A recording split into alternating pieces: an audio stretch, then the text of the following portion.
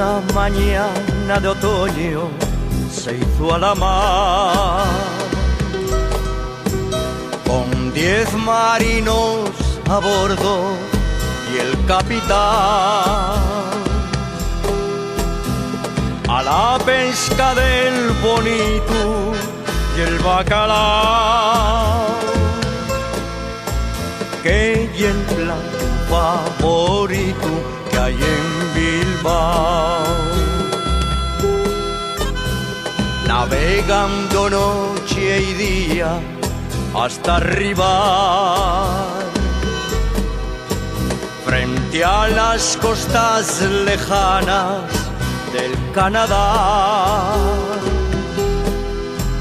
pescando en los caladeros en el gran sol.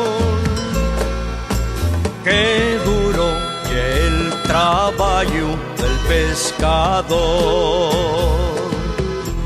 y allá en el puerto esperando estará por el momento en que regresará. Los marineros son de raza especial y además no tienen miedo cuando van a la mar.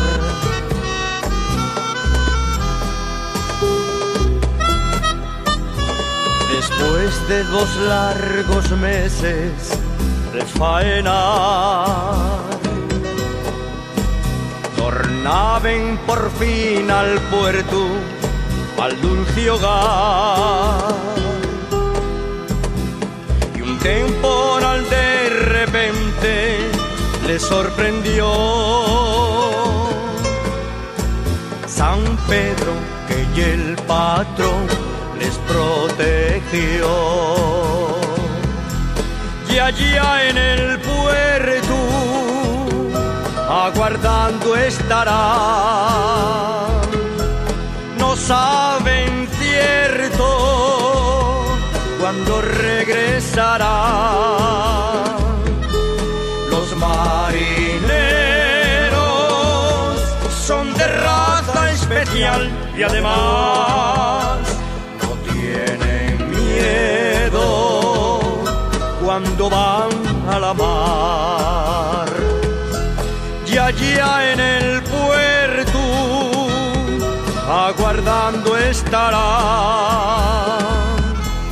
No saben cierto cuándo regresará. Los marineros